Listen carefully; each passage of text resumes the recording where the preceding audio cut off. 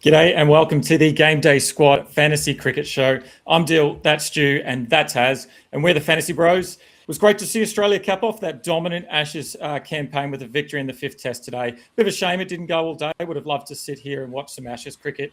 The Aussies finishing off the job as we're talking BBL as well, but nonetheless, that was a series defining moment. I think sealing that 4-1, so an unreal effort from the Aussies. Thanks as always for everyone tuning in. Obviously, some of us are back at work, unfortunately, but great to see some people live on air with us. Look, we're going to be talking all things round 11 and round 12 because the Fantasy Bros once again are having a bit of a dig at the Heat game on that Saturday afternoon. Loving myself an afternoon game, 3 p.m. kickoff there for round 12. So we'll be out there. So thanks. If you're joining us, make sure you jump in the chat and throw out your starts and questions for round 11 or round 12. And let us know in the comments section who you're starting, who you're sitting, and we'll see what we can do to help you out. Before we preview those two rounds, boys, how did we go in round 10? Stu, I saw you were getting up on that leaderboard in Challenger. Yeah, g'day Dill, g'day Haz, and thanks for tuning in, everyone, once again. Yeah, a bit disappointed that the Ashes is done and dusted now. We were robbed of a few days in those early tests, but it's all done now. We can't look forward to any more of the Aussie domination. But our focus shifts now, obviously, to the rest of the Oz cricket season and then the Global Cricket World Cup just on the horizon. Yeah, mate, a bit happier with some of my performances this round after probably 2 or 3 back-to-back really disappointing ones. Still no pods coming off in Classic with a 94th place finish for the round. Challenger much better with 8th and Champion 30th. Still sitting 8th overall for Challenger and 7th overall for Champion.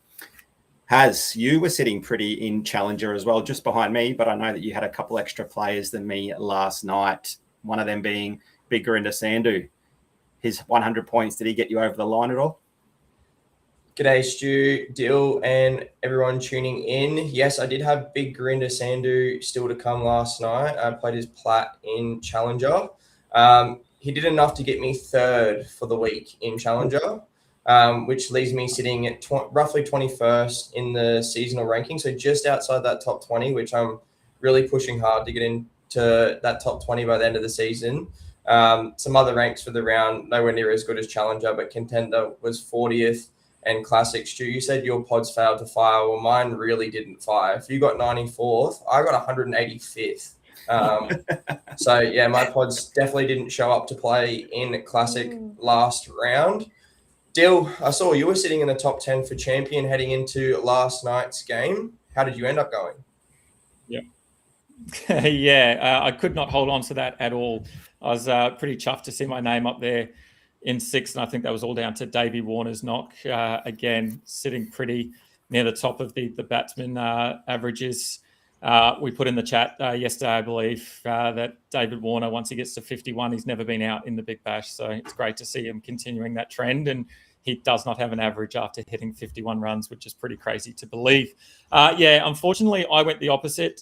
We had a chat, obviously, last night before the game, and you said you were running Sandhu. So I thought, look, I'm going to play the potential pod here and go Behrendorff once again. And obviously that cost me big time. And I ended up sliding down to 16th for Champion, unfortunately, and finished 29th in Challenger as well. So, yeah, not quite as good as you boys this week, but I'm pretty keen to bounce back. And hopefully I can do that in round 11 and then round 12. Stu, talking about those two, what can we expect from the show today, talking about those 2 rounds?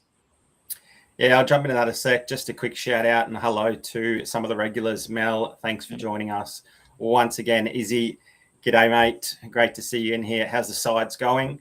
And Caleb Bird, going well, mate. How are you? 8th in starter for Caleb, 9th in Contender, and 11th in Classic. Wow. His first decent round of the season. Well done, mate. Hopefully we can steer you into a couple of good selections and that good run of form can continue.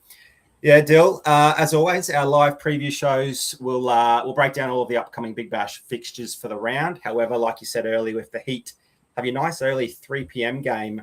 It makes a really nice viewing for the whole family, where the kids can get out there and watch the game and get to bed at a decent time still once it's done. So I think you and Haz will be there, which will be fantastic. I think Pity might be there as well. So if you catch up with Pity, say g'day for me as well, please. big shout out to him. He's doing really good things on that leaderboard as well. The fourth fantasy bro, for those unfamiliar with the name. Yeah, so our usual live round preview show for round 12 will take place during this preview show this evening. So we'll spend a little bit of time touching on the round 11 fixtures. There's 2 of them, and we'll run through a couple of pods for the round where you can maybe get some players that are a little bit different to everyone else. But we'll spend most of the show previewing round 12, where there are 4 fixtures and every single team is going to be featured in round 12. So yeah, we'll run you through the bat, wicket keeper, the all-rounder, the bowlers that we are going to target in round 12.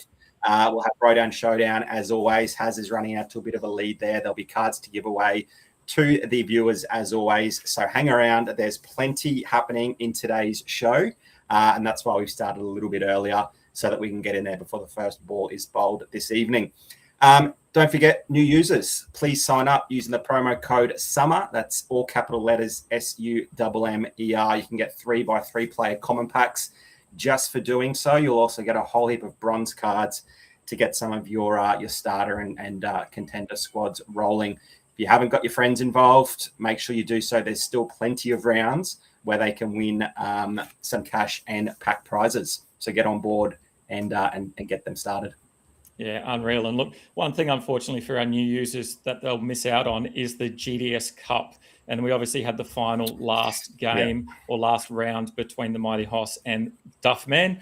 And look, I can sit here and I can say that I was beaten by the champion, which I'm pretty happy to do so. Duffman did knock me out of the competition and went on to win the whole thing. So congratulations to Duffman. It's an unreal effort. It's always a tough gig when you've got a whole lot of competitions to be focusing on. On top of that, you've got the Classic Cup, and you don't really know what your opponent's doing or how they're going to travel. And speaking to Mighty Hoss over the weekend, I knew he had a bit of a shaky start. I think he played lead in one of his teams, and obviously that didn't help him out in that matchup. So unlucky to Mighty Hoss, but good on Duffman.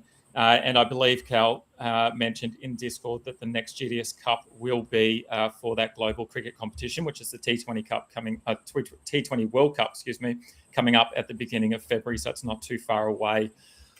All right.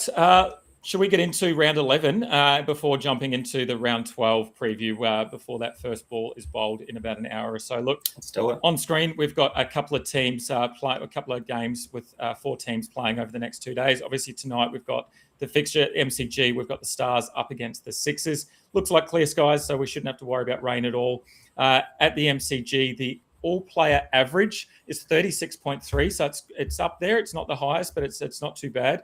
The first innings batting versus the chasing batting average, they're both very similar, 23 versus 25, so not too much in there. So I wouldn't worry too much about who wins the bat flip or not. But the key, I think, for me is that the Sixers, since the start of last season, have allowed an average of 41 GDS points to star players, where the Stars have limited the Sixers to just 32.2. We know the Stars are on a roll at the moment, particularly their bowlers are doing some wonderful things. Their batsmen at the top of the order as well. So I feel like that might continue to roll. Then tomorrow night, we head over to Ninja Stadium down south. Again, 6:15 p.m. Australian Eastern Time kickoff there. The all-player average down at Ninja is 38 GDS points. The first innings batting average versus the chasing, again, almost identical. It's in and around that 29 GDS points.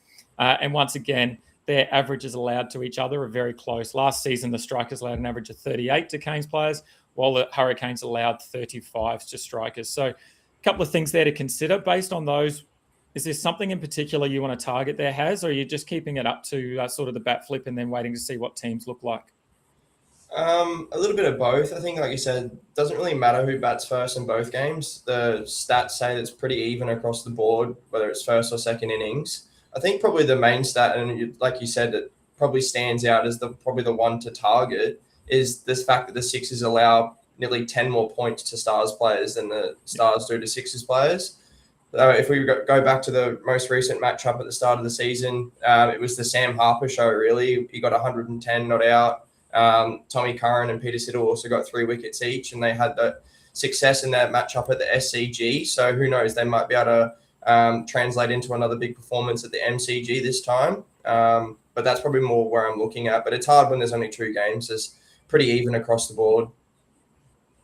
Yeah, and I guess that's why we're really focusing on our pod selection for round 11. Obviously, we've got some big names that we're going to be targeting in terms of Stoinis, Tom Curran, Peter Siddle versus Harris Ralph, and those kind of names. But we're going to throw out a few that might be a little bit different. And obviously, when we talk about a pod, we're talking about potential. Point of difference, and the potential point of difference is that we're going to have for round 11.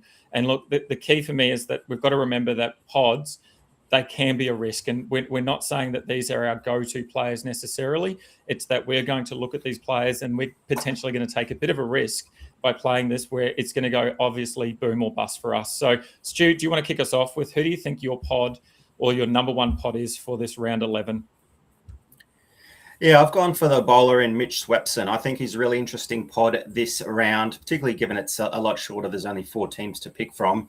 But also coaches will need to scroll a long way down that list to sort of find his name and throw him into their squads. And the reason for that is his form hasn't been very good. But look, his ability and his recent form in the last 2 matches certainly outweigh his total season average, which is just 23.75 GDS points. In fact, after his first 2 matches where he went wicketless, his average was just 8. So it would surprise me if many coaches have played Mitch Swepson in his previous 2 matches, but he's been really impressive with an average of 50 through those 2 matches. And that's why that average is slowly increasing from that measly 8.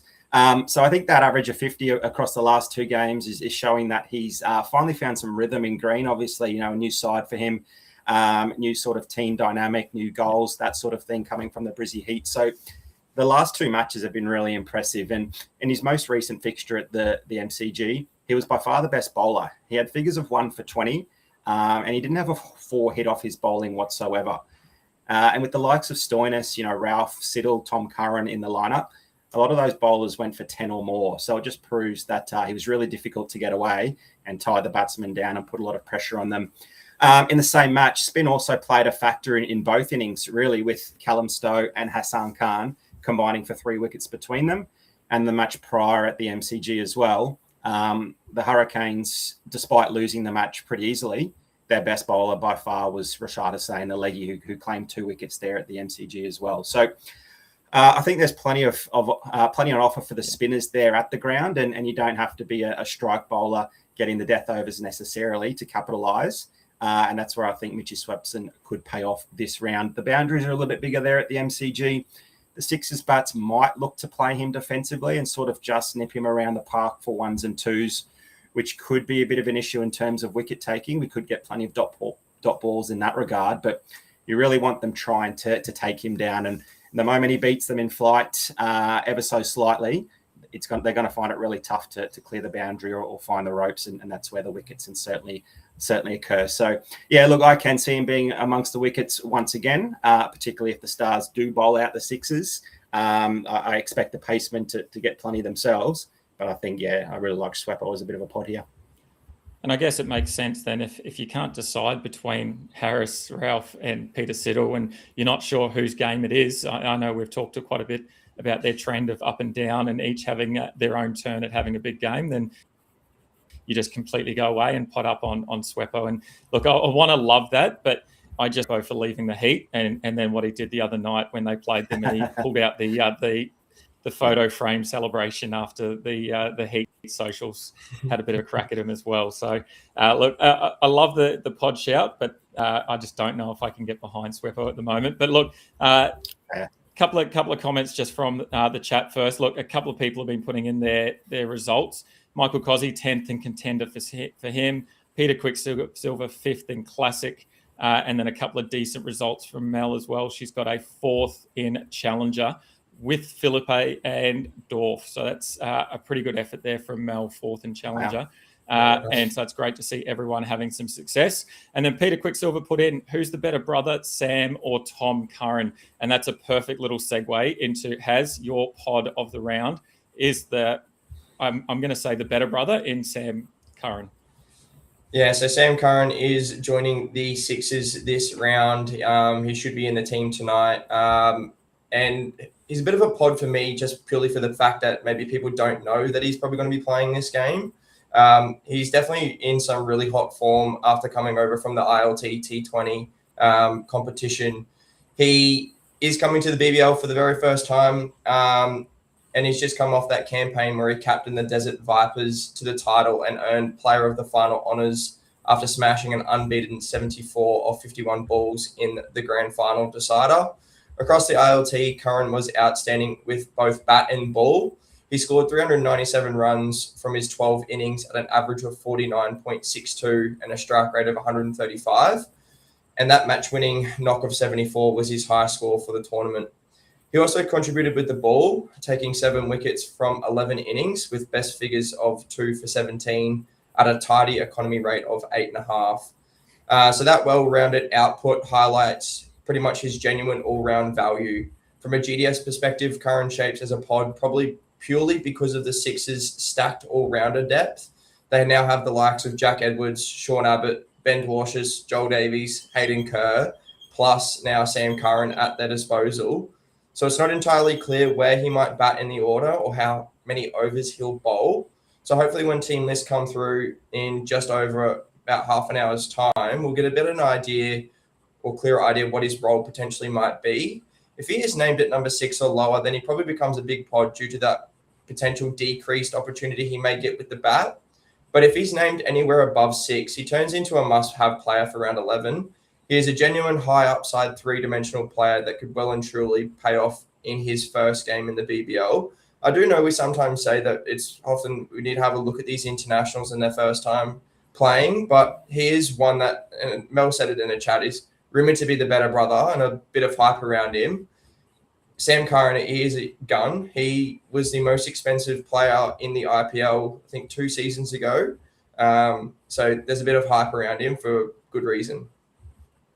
Yeah, and look, we were chatting off air on our Fantasy Bros chat, and Stu, you predicted that he's probably going to play maybe that number 4 role and potentially push a few others down the order. Do you still think that's going to be the case, that Curran comes out at number 4? Not necessarily. No, I'd like to see it, obviously, for a GDS fantasy perspective. He was batting at number 4 over there in the ILT 20. He's definitely capable. And look, the form of the middle order for the Sixers hasn't been fantastic. Hughes hasn't been great at the top there. Moses has one of the worst strike rates alongside Babar Azam in the tournament. Silky doesn't do too much. I think they really need someone with the power hitting that Sam Curran can produce in that top order. And he would just be absolute fantasy gold at number 4. Probably expect him to be no lower than 6. And that batting lineup, we spoke about Hayden Kerr at 11 last week. They're going to be even better this round, aren't they? But yeah, with Mitchie Stark and probably even Smudge returning as well. How are we going to go selecting when the Sydney Sixers are playing? It's going to be fantastic. Just pick a team of Sixers. Yeah, 100%. Yeah. I mean, you could pick a 4 rounders from the Sixers tonight as your round 11 side and have a pretty decent crack at it. You could also go the Curran brothers and probably still have a pretty decent crack at it as well. So yeah, I love to see that lineup for the Sixers, and obviously Steve Smith coming back is just going to bolster their chances of winning a title. Look, we've got Sif Kanga in the chat. Great to see Sif again from the NRL side of GDS, but he's getting involved in the cricket. Howdy, let's get rowdy. And then Janeth as well is here.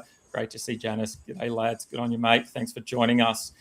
Alrighty, the last pod on the screen there, boys. I feel like you might have a bit of a laugh at this one. I'm kind of getting flashbacks of middle of last season, Stu, when we were talking about NRL pods, and I threw out, I think, Alex Johnson one week, and then I think Will Kennedy the next. And, yeah, I know that the whole chat blew up, and I know that I got laughed off the pod, but look, I kind of feel this one could be the case as well. It's Mac Harvey, and he's shaping up as a really interesting pod for a couple of reasons. He's featured in 4 games for the Strikers this season.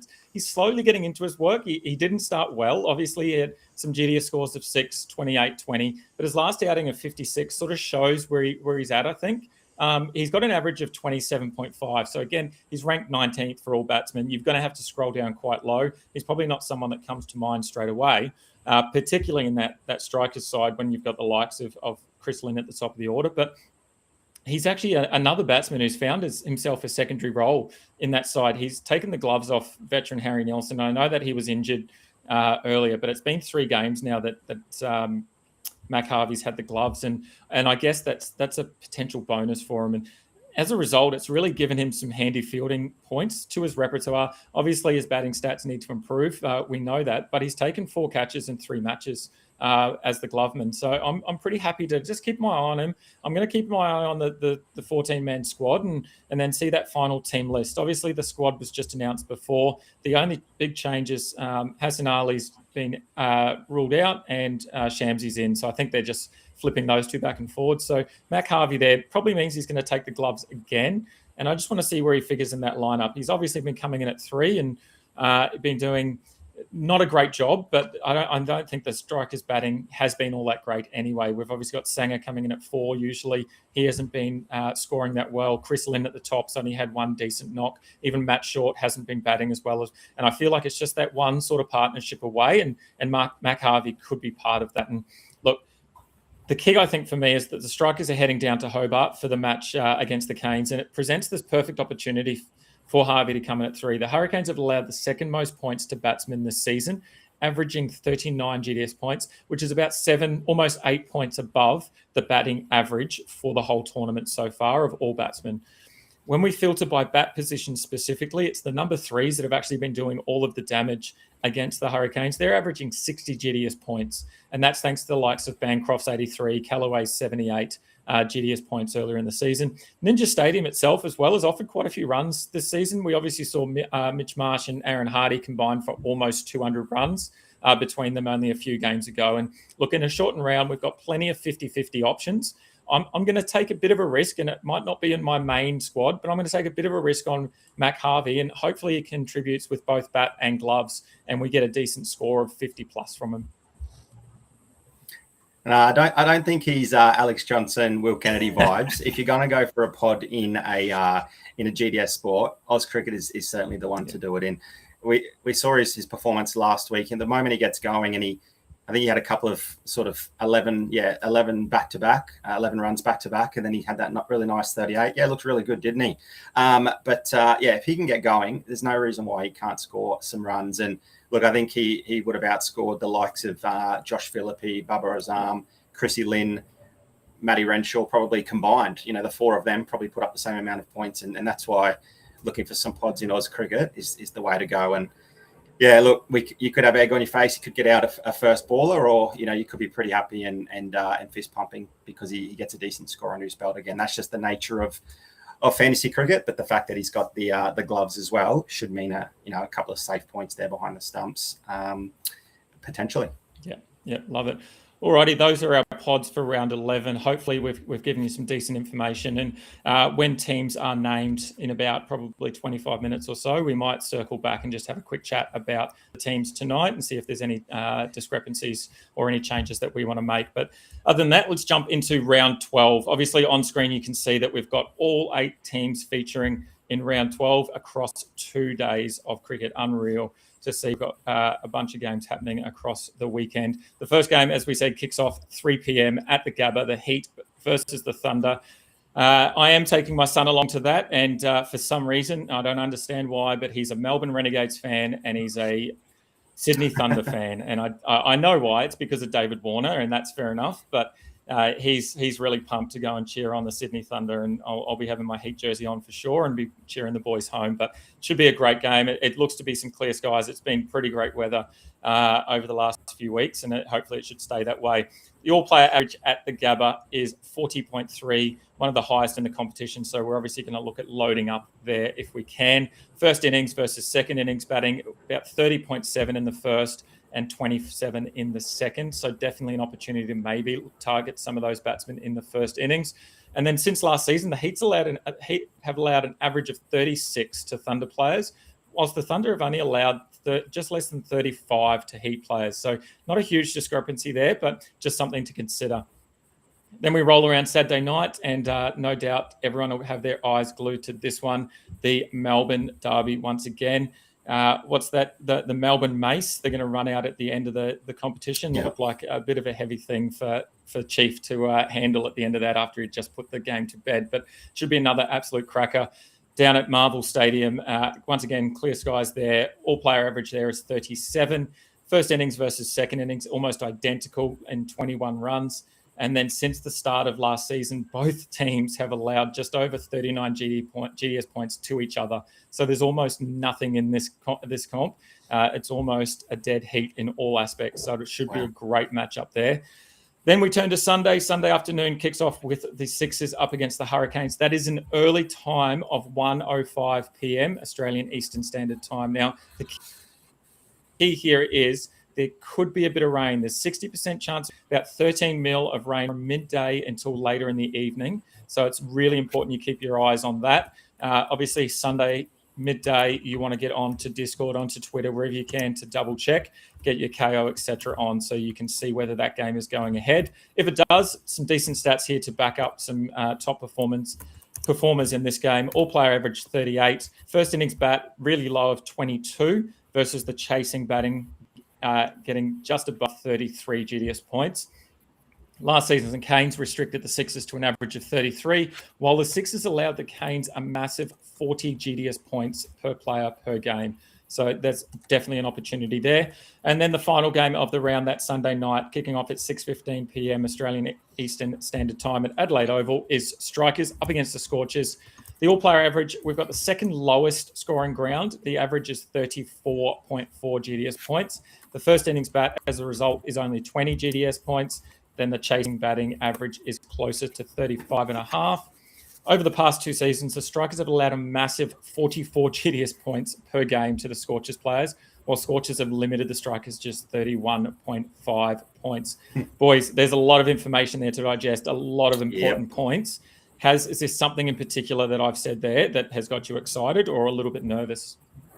I'm a little bit nervous. There's a lot of information going on there, and it looks like quite a few different matchups that I potentially do want to target. But I think probably because I'm going to the game once again, I'm going to be targeting the Heat versus Thunder game. I think we've seen so many big totals on that track this season. It looks like a batter's paradise. The ball's coming on nice and good for all batters. There's not much difference between the average between Thunder and Heat players when they play each other. But I think later on when we start to look at like the matchup and some certain players, they seem to have a bit of success against each other. So that's probably where I'm leaning towards most of my players. But once again, there is quite a bit of I'm probably looking to avoid the Sixers versus Hurricanes just purely for that weather concern. If it looks like it's going to clear up, then I might potentially chuck in some players because purely for the fact that the Strikers versus Scorchers is known as a low-scoring ground. So I don't know, potentially having a bit of flexibility might be the way to go this round. Yeah, I think that's important. We always promote that having flexibility and knowing your options before heading into the round or even heading into a particular game is super important. And we'll touch on that again later on.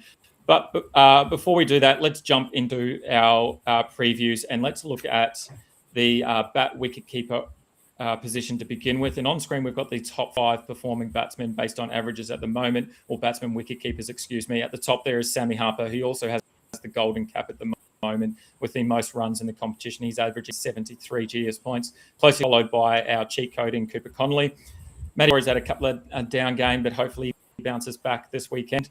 Chowdhury's still up there. He's having a great knock this season. And then Davey Warner has moved into that top 5 as well with those back-to-back big performances. Let's kick off with Stu. Mate, where are you going with this round with your batsmen? Yeah, so many options to choose from, hey, and all of those 5 on the board there look like great plays. But I'm going to go a little bit off script for at least 1 or 2 teams. And I like what I see from Finn Allen in patches, and I don't think I can leave him out of all 3 teams in case he goes massive. So the 45.5 GDS point average isn't amazing through 6 games, but when you look at that, he's only gone past that number with the bat just once. So he's only scored more than 45 once. That was a big 79 from 38 against our wonderful Heat at the Gabba. So we know that he's got we know he's that explosive sort of rocks or diamonds type player. But he's actually showed some really promising signs throughout the tournament, which makes me believe that, look, he still probably has some big scores in him, and I don't want to miss out on those. Prior to his last start 8, he'd actually passed 10 on every occasion this tournament, but he could only go past 20 twice, which resulted in a pretty nice 43 and that 79. So, yeah, quite incredibly, he's actually hit 15 sixes and just the 10 fours. He's the only player to have double-digit sixes and fours and go more sixes than fours, which is pretty extraordinary. So a clear demonstration of his superb power hitting, which obviously makes him a threat at any given point in time. And if he can see them cleanly at the start of that innings, he's going to clear the ropes and get beyond the fielders pretty easily. Despite the finger injury, which forced him to relinquish the gloves to Laurie Evans in the last match, I don't actually mind if that continues. We're not sure if it will. We'll have to wait and see.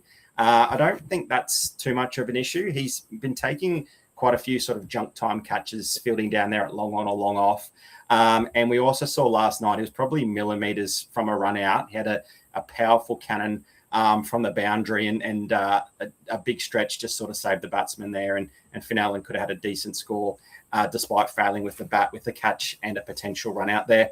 What I like so much about him and this fixture is that there are so many other batsmen to choose, and he probably does come in at a bit of a pod. But we've spoken at length about the Adelaide Oval situation, and Davey Warner proved us correct again last round, where the team batting first isn't going to score well at the top of the innings. Matty Short and Chris Lynn, two big failures. The team batting second, they've always had a top order batsman go on for a big score, and Davey Warner obviously proved that. So if the stars can align and the Scorchers can bat second, I'm going to be super confident rolling Finney Allen out there in that last match of the round. If things go against that plan and the Scorchers have to bat first, I'm less confident.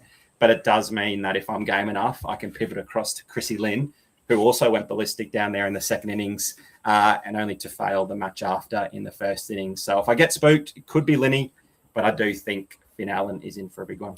Yeah, and there we go. We touch on it again. Having that pivot option is super important. We talked about that bat flip last week or last round, and we obviously saw the result of that with the Warner versus Lynn debate, and we can see signs there again. So it's really important that you keep an eye on who wins the bat flip, who's batting first, who's batting second, and how that's going to dictate your lineup. Look, the other thing just quietly is I feel like I used to be a decent wicketkeeper, and if they're getting the likes of Laurie Evans behind the stumps there, maybe they could give me a call up. I might be able to get a gig in the Big Bash the way they're going. They're getting pretty deep in their wicketkeepers, and I know the Aussies have talked about potentially throwing Glenn Maxwell the gloves in the T20 World Cup if they need as well. Maybe I'll put my hand up for that too. But anyway, I digress. Look, let's jump into Haz. Who are you going for this week in your bat wicketkeeper spot? It's going to be Matt Renshaw, going to continue the theme of targeting those Heat players against the Thunder.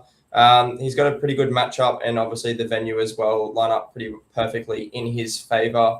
He's averaging 56 points for the season, but that number jumps significantly when you filter for games just at the Gabba. Across his 3 appearances there so far this season, he is averaging 93 points with a low score of 65. Underlining just how comfortable he looks batting at his home ground.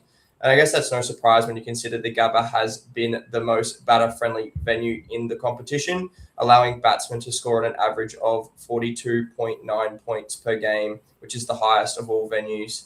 If the Heat bat first, that appeal only grows further, with that number jumping up to 50 points on average, making it an ideal setup for Renshaw. The Thunder have allowed 41.9 points to batsmen this season, which is also the most in the competition. And Renshaw has already shown he can score well against them. He scored 55 in that earlier matchup this season at Monaco Oval, and he followed that on, which followed that on from a 60-point performance at the Gabba last season against the Thunder. So, and then potentially what really boosts Renshaw's appeal, and Dill, you spoke about this at length last week, is that added all-round contribution now that he's been given more overs with the ball. So across his last 4 games, he's bowled 6 overs and taken 3 wickets, giving him that much safer floor than most batter-only options have outside of Cooper Connolly. Even if the bat doesn't fully fire, just like it didn't last week, he's still potentially capable of finding points, which make him a very strong all-round play this round. Yeah, I mean, I talked about him at length last week. I do love Matty Renshaw. My only concern is where he ends up batting. We've seen him bat at 4 times this season and bat at this season. Batting at 4, he's only averaging 16.7 runs. Batting at 3, he's averaging a massive 59 runs. So that could be a concern. Obviously, Mick Sweeney's back, and that sort of plays into that role as well. But as you say, he's just on fire in terms of when he plays at home. And we sat there and we watched how competitive he was, how aggressive he was, and how much he wanted to get in and have a bowl when he was standing out in the field, and to the point where he was shooing kids away from signatures, from autographs, because he was trying to focus on his role in the team, which obviously sucks for those kids. But it's great to see from a Heat perspective that he's really honed in on what he needs to get done in the field. So we know he's a competitor, and hopefully he has a big game at the Gabba against the Thunder. And look, talking about the Thunder, my keeper for this week is from the Thunder, and it's Sam Billings. And again, it really just comes down to that matchup of the Heat and the Thunder up against the Gabba. We've already seen some absolute massive scores at the Gabba this season. 3 games have been played there so far. They're averaging almost 400 runs per game. I think it's 395 or something like that per game, which is absolutely ridiculous.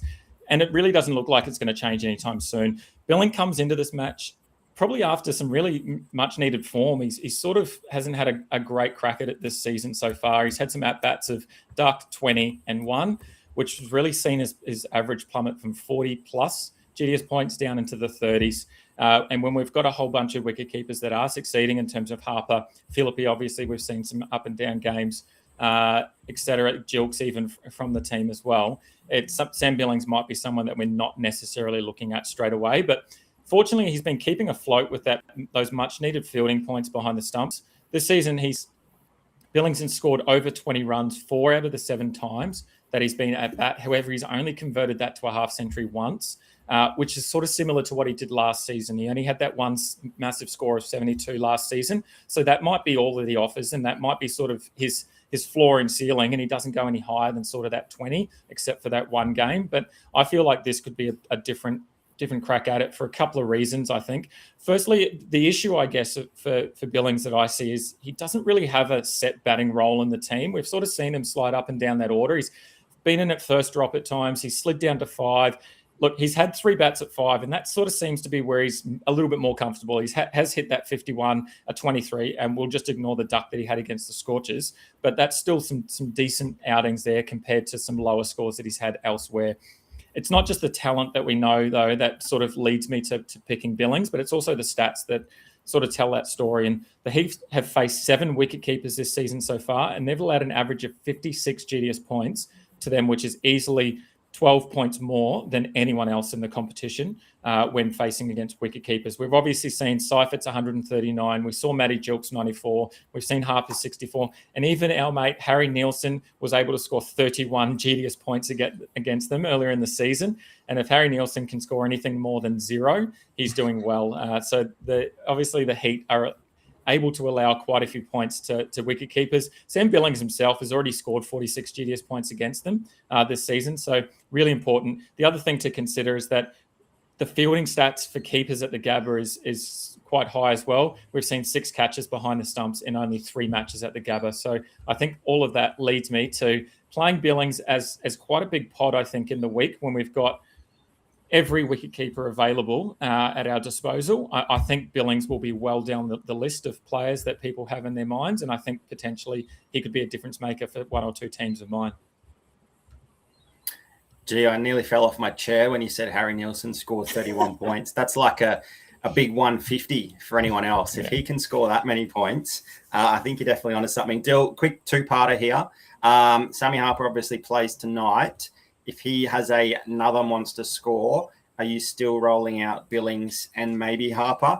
And are you willing to play 3 players in the same game? Obviously, targeting that game at the Gabba will be fortuitous. Has given us plenty of reasons why Renshaw should be played. Davey Warner's in some superb form. Can you go those 2 plus Billings and then Harper as well? What if he scores another big 40 tonight? I say it each and every week, and Harper's probably the only one that seems to prove us wrong, but I just hate chasing previous week's points. And Sam Harper is just a different kettle of fish at the moment. He's just in some form, so it'd be hard not to play him as well as Billings. I think I would fade Warner out of all of those. And that's a big call, but yeah, I think we had a couple of good games from him, and I think that potentially the Heat might have his number this week. Huge. It's big. I'll hang my hat on that. And we'll move straight into the all-rounders before I get in myself too much trouble. On screen, we can see the 6 best all-rounders this season so far in terms of averages. Stoinis at the top of the list, closely followed by Jackie Edwards, who's dropped down that list quite a little bit. Jack Wildermuth in at averaging 67, a long way down from his 100-plus average that we see earlier in the season. Aaron Hardy, who was one of the biggest disappointments to start the season off, has returned to some form. Matty Short dropping down that list as well, and then Tom Curran sneaking in. Be interesting to see what that list looks like after these 2 rounds and whether the Curran brothers are sitting pretty at the top. Stu, who are you going for this week in terms of your all-rounders? We've got so many options from all teams. Is there one in particular that you're really keen on? Short answer is no. There's not one that sort of stands out. I'm going to hang my hat on and play in all 3 teams. I think I'm going to diversify and try to get as many of these guns across all 3 teams as possible. And the one I'm going to speak about a little bit this evening isn't even on that top 6 averaging list. And look, I'm definitely not salty after a late change from Jamie Overton to Dan Sams. When the Thunder opted to bowl first in their most recent fixture at Adelaide, which cost me exactly 50 points. I just thought that the Thunder bowling first meant that Sams would be amongst the wickets. He got the 19th over, and Wes Jaeger, I think, took 2 in the 20th or something ridiculous. But I digress. Look, with all 8 teams to select from, I like the appeal of Sams again this week, given his matchup with the Heat in Brisbane. You've both already spoken at length about how many points is likely to be available, and let's hope that does happen.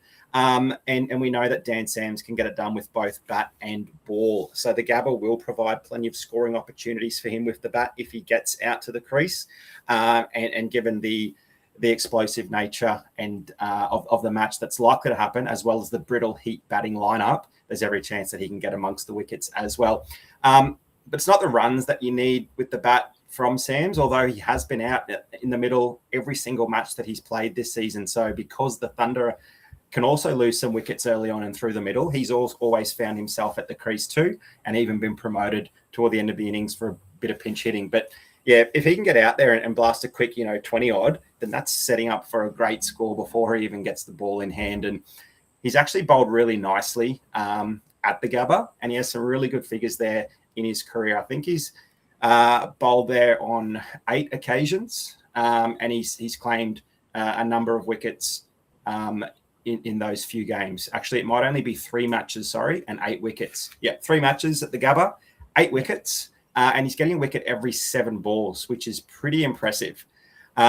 He's currently sharing the most amount of wickets for all-rounder eligible bowlers with Jackie Edwards. They're both on top there with 11, and there's only 3 out-and-out bowlers that have more than him with 12. So he's already doing well with the ball. We just haven't quite seen enough with the bat, but he's definitely capable. At the Gabba, 8 wickets in 3 matches, despite going for 10 and over. So the batsmen are getting after him. He's had figures of 4 for 51, 3 for 38 already this season. It's clear that he's going to take some stick.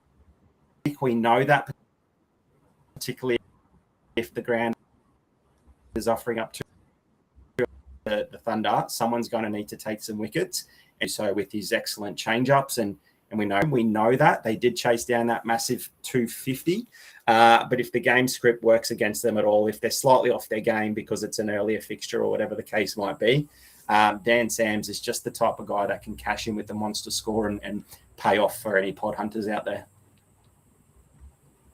Yeah, look, I feel like I need to apologise to you, Stu. I know I talked about Dan Sams as the potential player of the last round, and I did the same thing. I put him into my team and over Jamie Overton as well, or in a couple of sides. So that's probably my fault. I'll put my hand up there. Look, Mel's put a pretty good question into the chat. Will Mitch Owen play a decent game this season?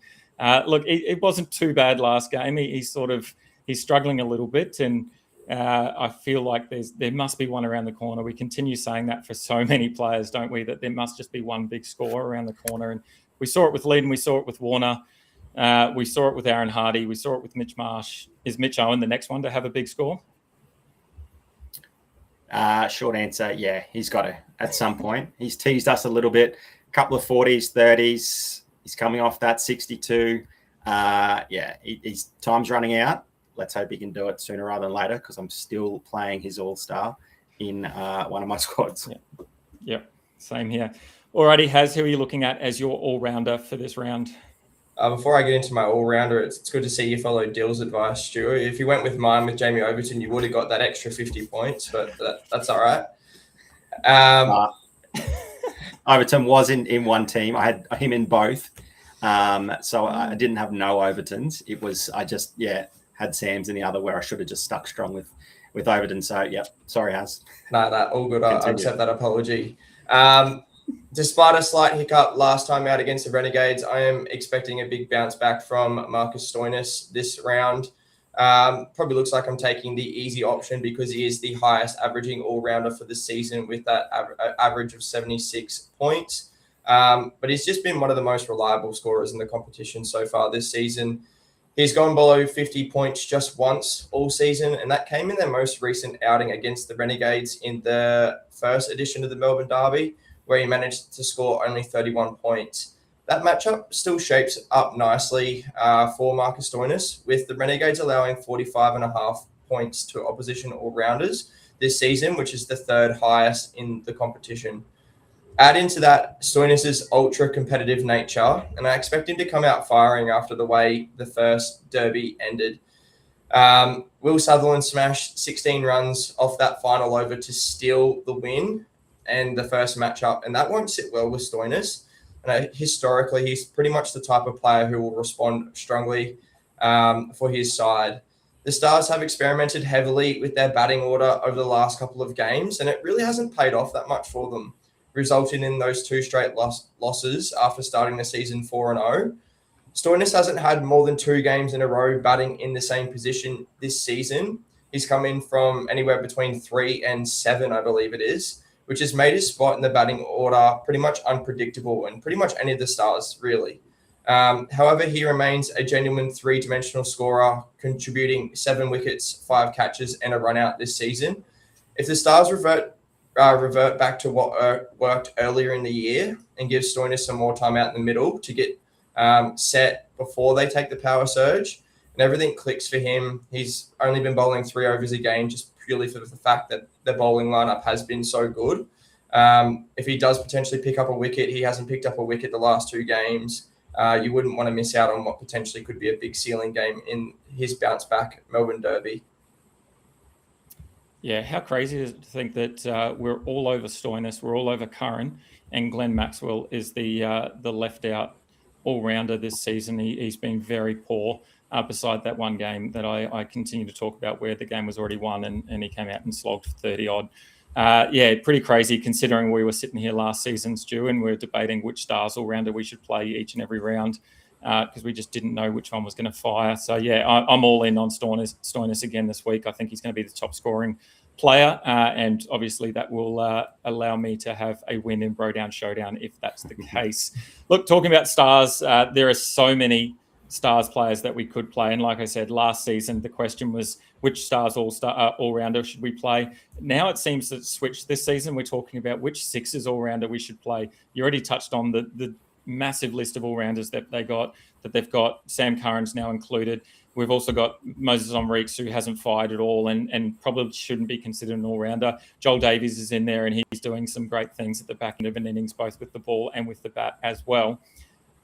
But for me, it's all about who they're playing on Sunday afternoon. Remember, we're talking about round 12 here as well for anyone that's just joined us. We're talking about round 12, Sunday afternoon at the SCG. The Sixers are hosting the Hurricanes.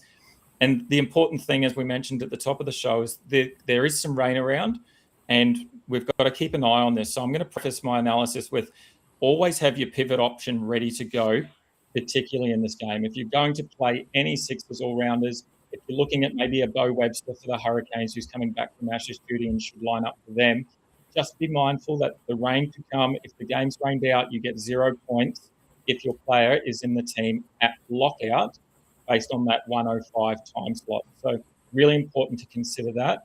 You've got to make sure that you have that pivot option. The Strikers and Scorchers do play later that Sunday evening, so you do have some options there that you've got plenty of options, and I can talk about them in a moment. But look, the Stars all-rounder that I'm targeting if this game goes ahead is actually Jack Edwards. And again, maybe it's the easy way out, similar to you, because Jack Edwards had a really strong start to the season, but it's tailed off a little bit the last couple of weeks. He's still currently averaging 70, which has him up near the top of the list for all-rounders, as you can see on screen.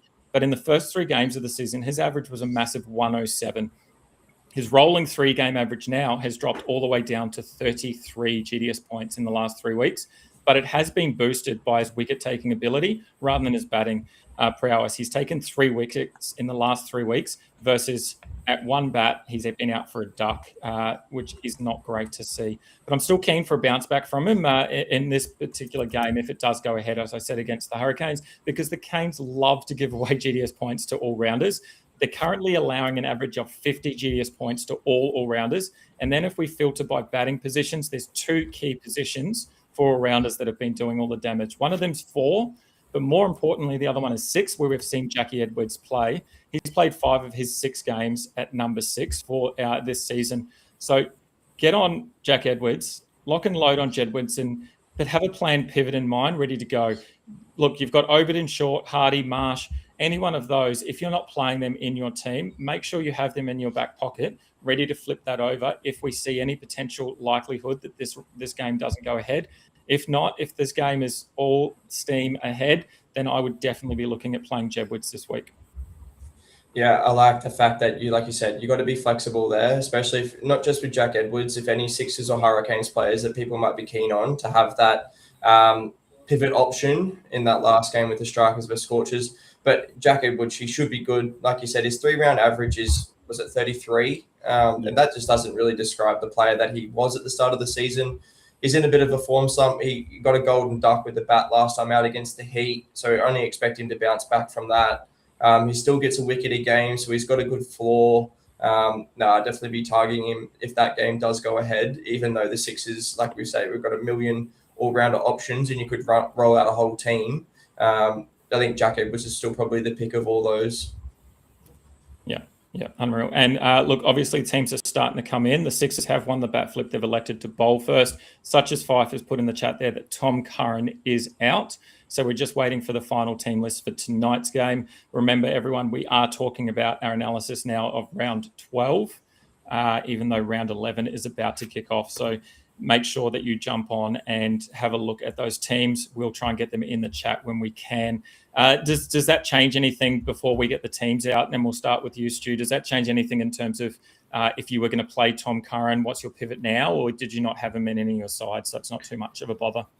Yeah, I actually didn't have him in any of my sides this round. I've been sort of gambling against him, given that he just hasn't spent any meaningful time at the crease and with the bat, that is. And Siddle and Ralph are obviously doing really good things with the ball later on in the innings, which is where a lot of the wickets are being taken. Curran obviously had a pretty nice purple patch at one point where he got a couple of back-to-back 2-wicket games and that sort of thing. But just the fact that he wasn't getting enough done with the bat was enough to turn me off him. So, yeah, that changes things now. No Tommy Curran there. What else is a bit annoying for me is I had the likes of Siddle and Ralph in a lot of teams. I don't know if I can run with both of them now, given that the Sixers are bowling first. I typically like to play those two when the Stars are bowling first, so I might have to change some thought process there. I do know, however, that it is Peter Siddle's 100th BBL game.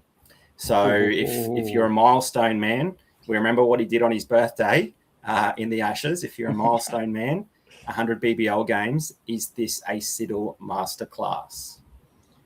I do think Siddle, it is his up week. I think Ralph had the up week last game. Okay. So everything points towards Siddle this round. And just quickly, I put in the chat as well as such as Fife, Liam Hatcher is the replacement for Tom Curran this week. He's an out-and-out bowler.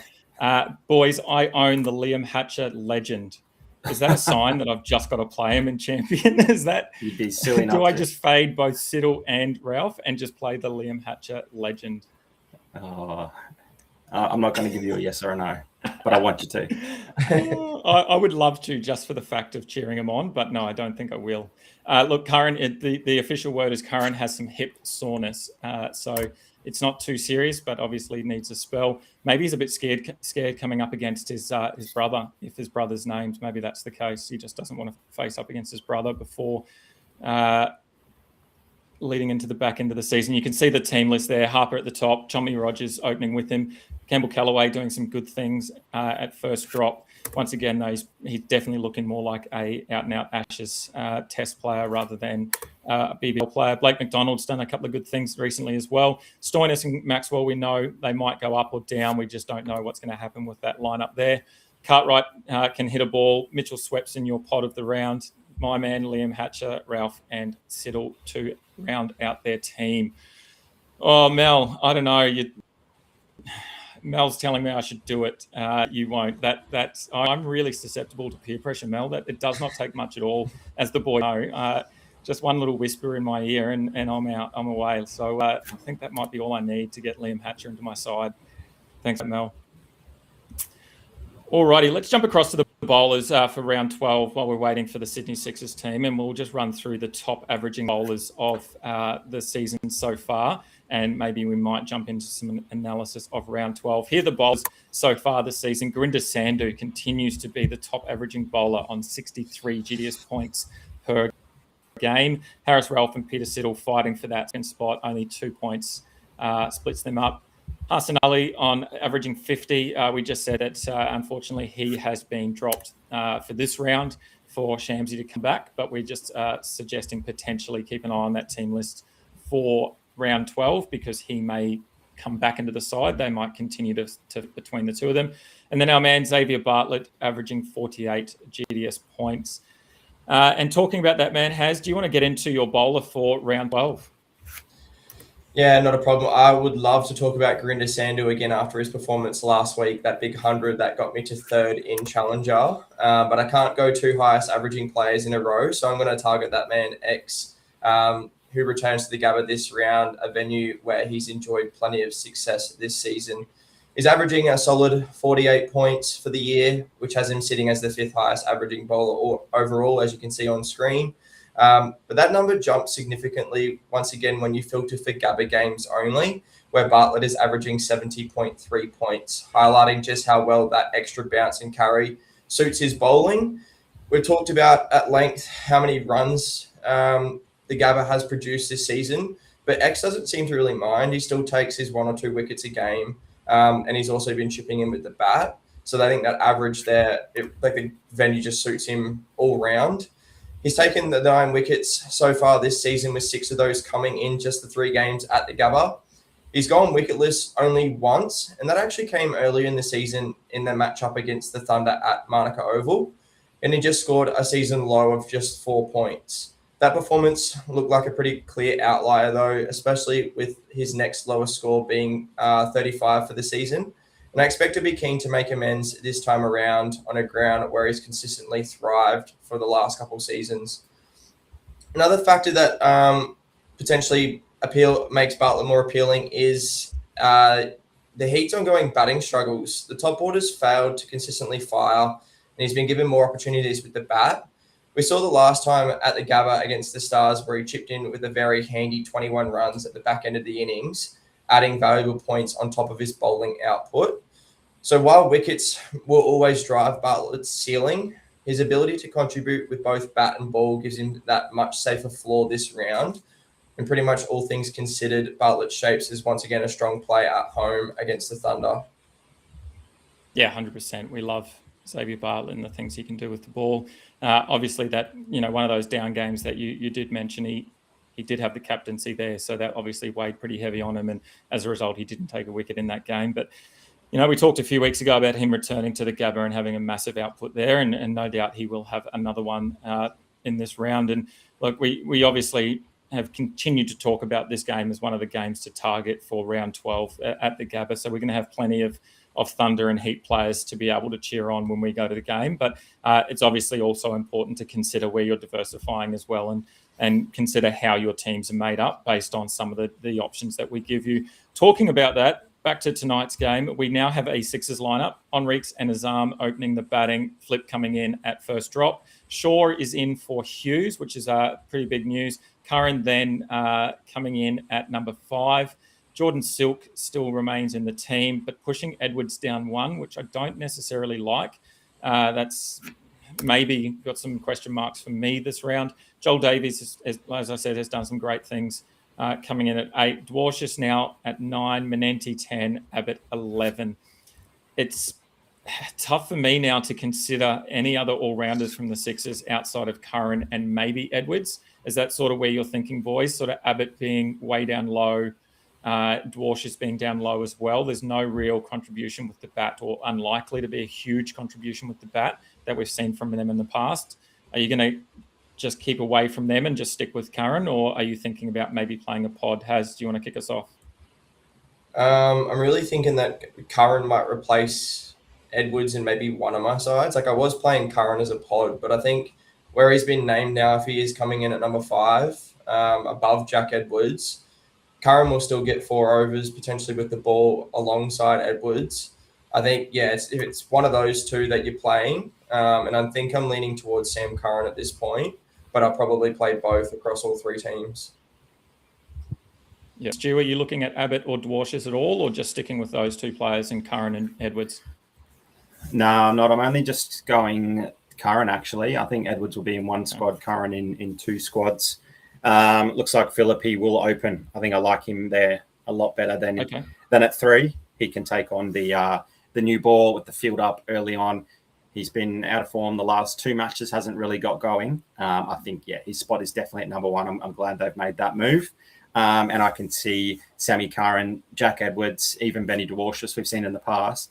There's every chance they come in ahead of Silk as well if they are looking for big runs. But look, these 3 teams in or even 4 teams in the Strikers and Hurricanes tomorrow with the Sixers and the Stars, that they've got so many good all-rounders from those 4 teams.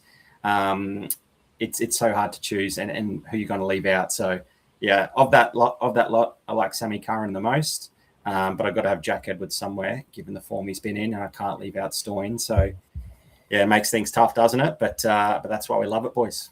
Okay, I'm going to throw an impromptu question. I know we were talking round 12, but we'll bounce back to round 11. You talked about the difficulties in all-rounders position. Strikers have obviously got 2 key ones in Short and Overton.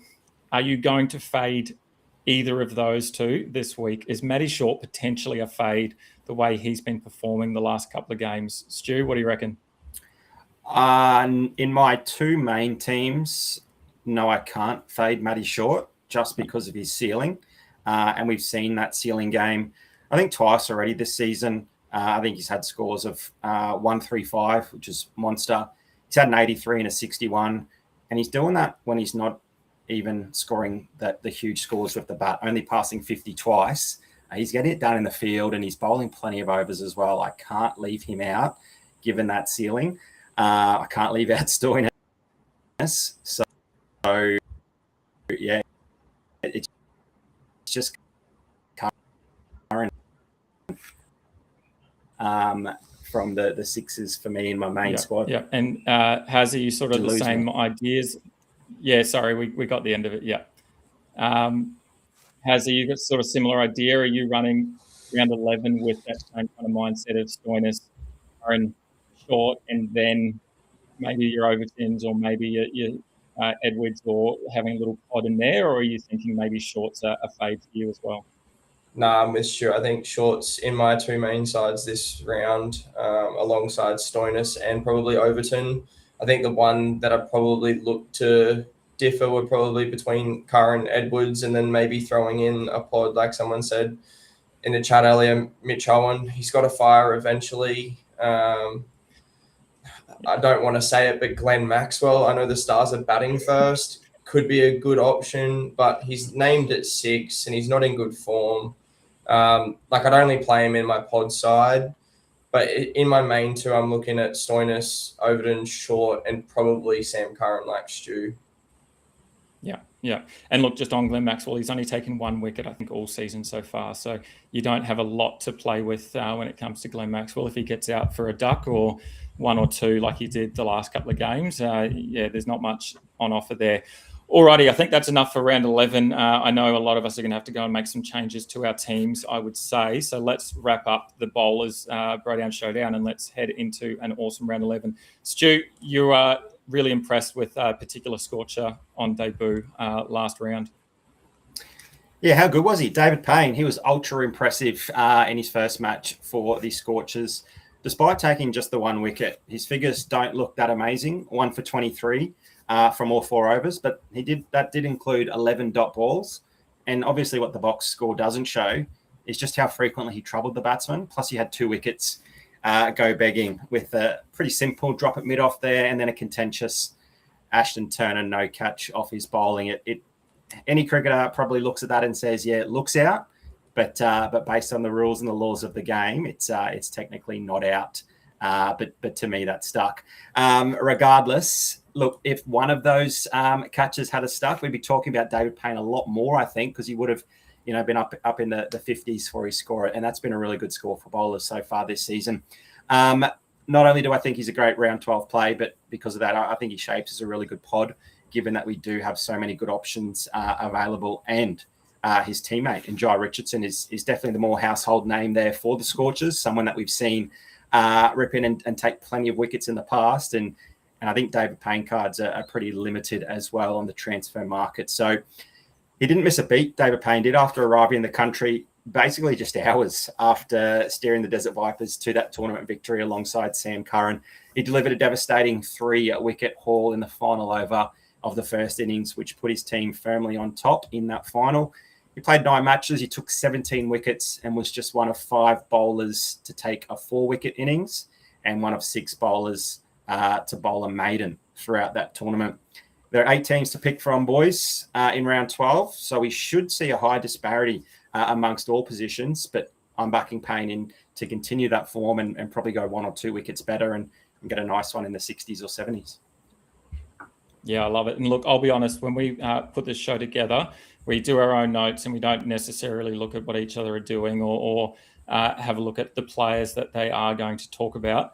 And I just chucked in a player that I was really keen on, and it was Jai Richardson. And I had no idea that you were going to talk about his teammate in David Payne. And so this is going to set up like quite a good little competition between us this round as well. And look, let's jump into it. I talked about Jai Richardson last week, and I'm going to talk about him again. And look, I do love what Jai Richardson has to offer. He's just an unreal bowler, isn't he? And he seems to be past all those injury concerns, and that's put behind him. He's in some form, and he's looking great. He returned to the BBL after a short stint with the Ashes squad, obviously had a bit of an impact there as well, but he made an impact as he returned. First, he hit that quick fire 10 runs, included that 6, I think off the 3rd or 4th ball, and then he got a little bit too greedy, as probably most bowlers do, and he tried just bite off a little bit too much in a quick single, turned it into a 2, and he was run out, unfortunately. I think he was probably halfway up the pitch on his second run.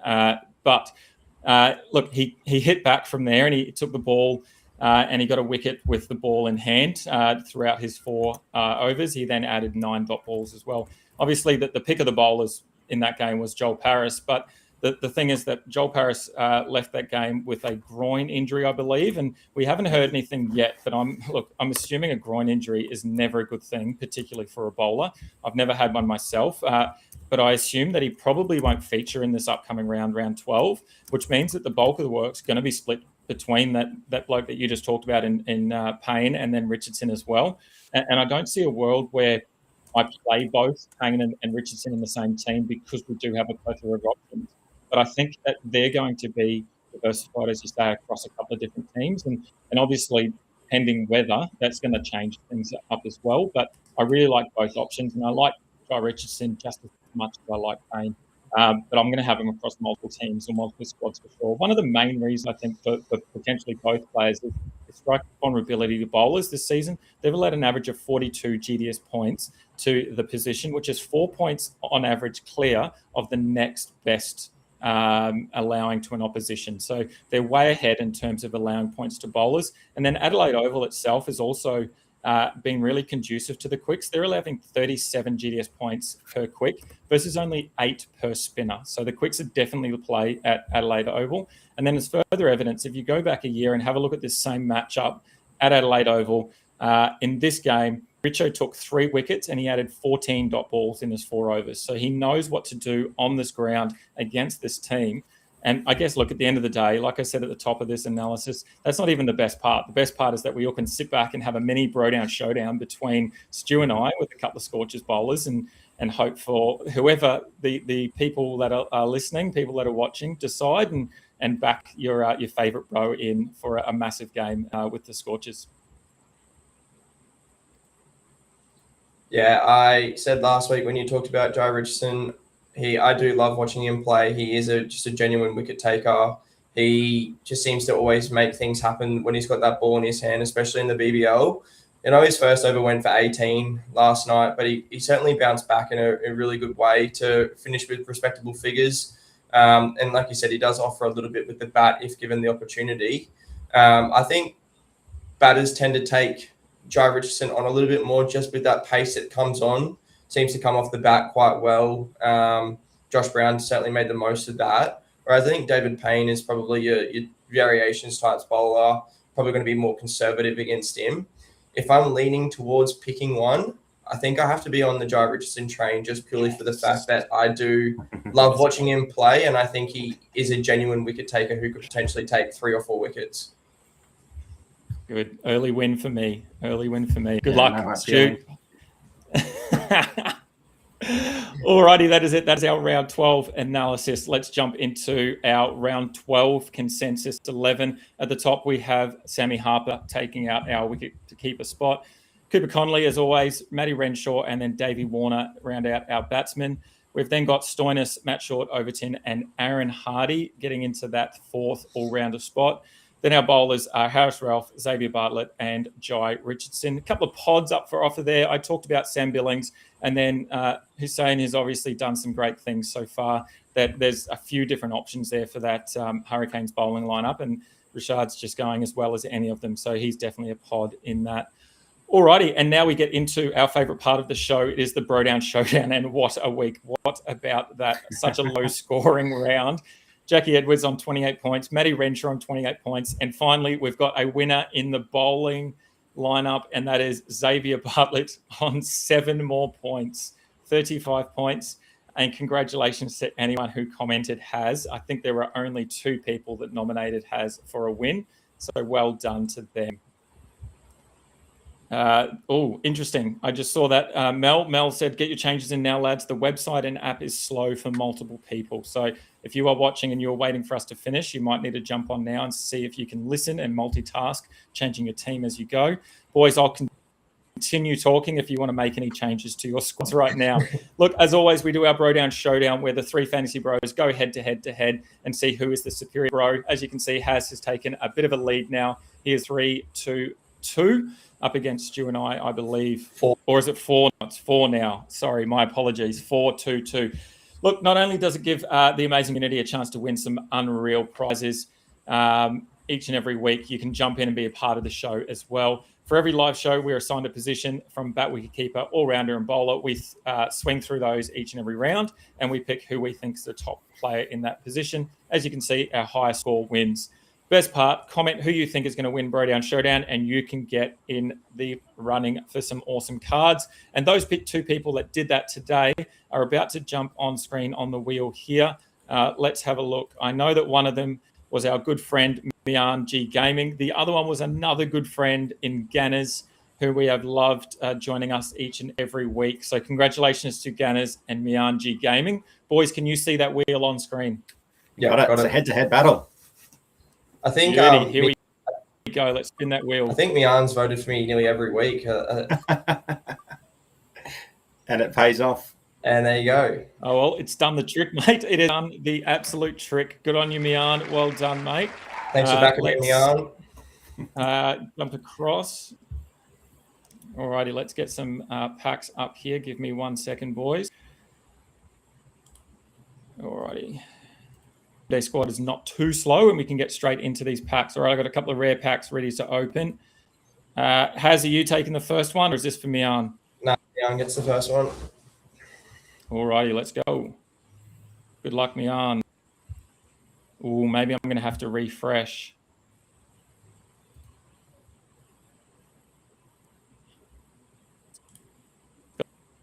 Gotta load that. Oh, the suspense is killing me.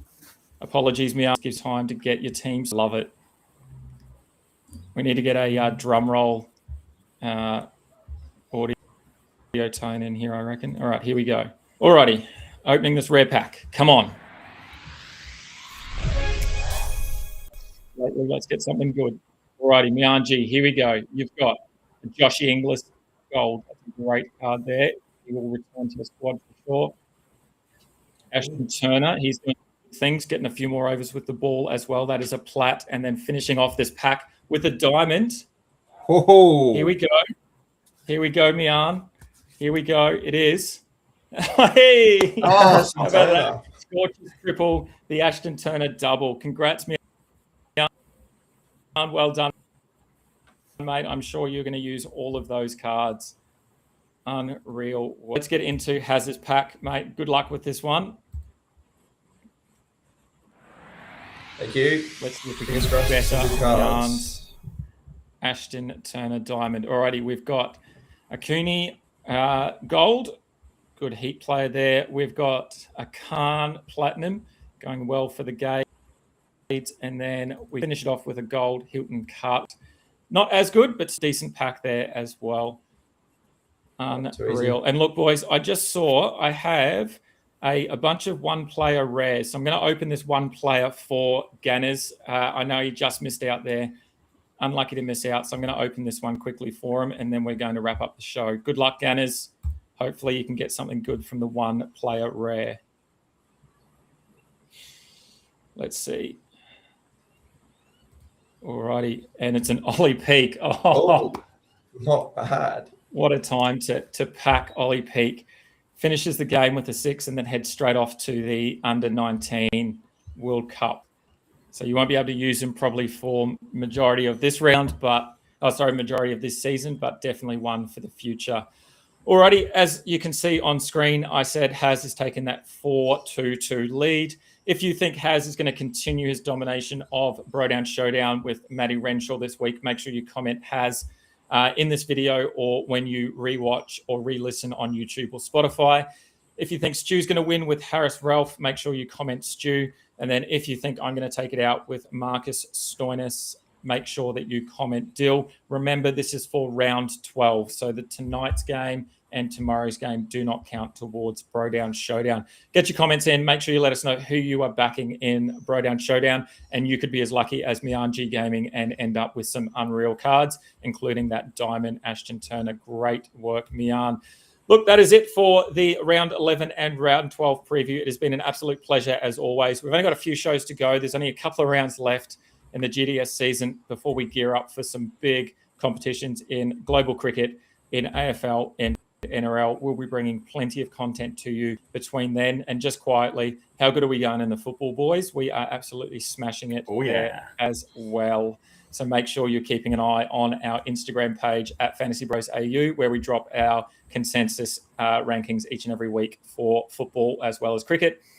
Alrighty, that is it. Our round 13 preview will be coming to you live Monday, the 12th of January, at 5:05 p.m. Australian Eastern Standard Time. Make sure you're following our YouTube channel, Fantasy Bros AU, to catch up with everything that you have missed from the show. Rewind it back. Make sure you check out our pods quickly before this round kicks off in about 15 minutes. Make sure you get your Brodown Showdown nominations in. We can see a few flooding in already. Michael Cozzy's going for me.